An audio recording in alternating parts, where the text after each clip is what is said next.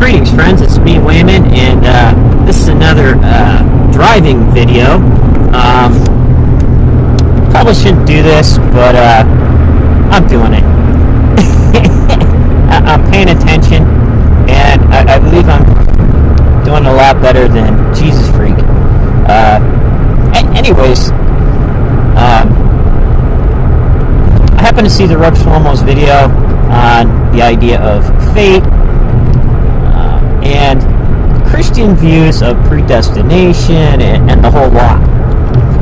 And I think this comes from Greek theology, simply because I kind of been getting into that lately, and I realize, not quite sure who I haven't researched it enough, who would influence who, but I think through trade, the Greeks picked up a lot of ideas from Mesopotamia, and a lot of Greek ideas were given to Mesopotamia. The Iliad is thought, even though it has a long oral tradition, it is thought to land around the 8th century BCE, which would place it around King Jeroboam II's reign, thereabouts. So the thing is, what about fate, and what about destiny, and ideas on that? And I think that if people would look at Greek theology, they would kind of figure out how Judaism and hence Christian ideas were influenced by these also by Roman theology, definitely, because Roman theological system borrowed heavily from Greek ideas. So, anyways, we'll make a long story short. I gotta get this done in under 10 minutes. But take a look at book 16 on the death of Sarpedon, which is Zeus's son, who he debates on whether he should let him die or not. And Hera ends up talking to Zeus and saying, hey, there are plenty of other deities that have sons fighting in the War of Troy. If you were to take Sarpedon out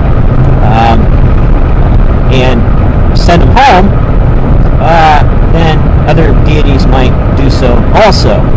So Zeus, against his emotions, lets Sarpedon die, and in honor of him, he rains blood down on the fighters of Troy.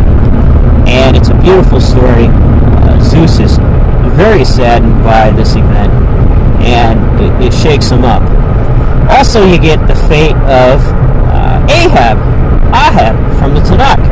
1 Kings chapter 22, the gods are debating, the heavenly beings, the divine council is debating who they should send to seal the fate of Ahab. A spirit says, I will go. So take a look at that.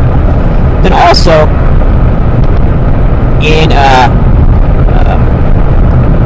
the death of Sarpedon from the Iliad was in book 16.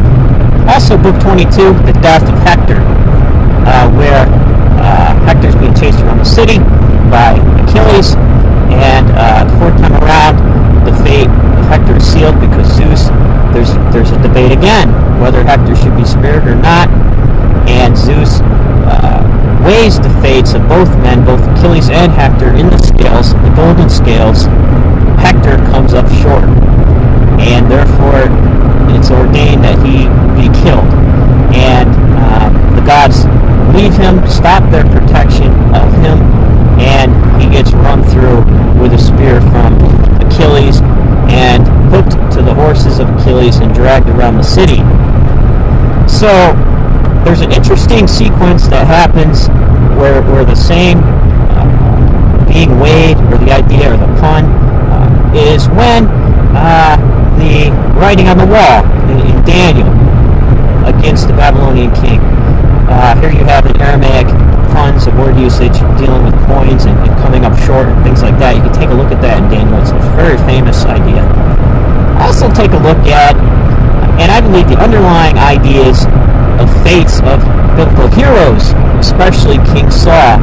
I'm sure if the story went on, and we've seen the gods or the deities interacting, and if that was a Greek story, there would be some council going on about what to do about that, and also in the idea of Samson. Now, there's many other comparisons that can be done. The taking of Elijah in the whirlwind and things like that. So none of these stories.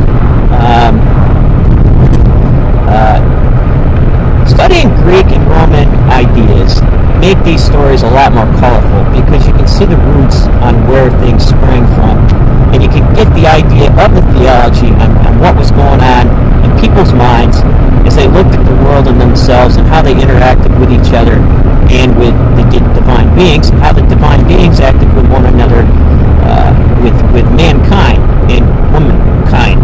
So take care, friends. That's how I feel about it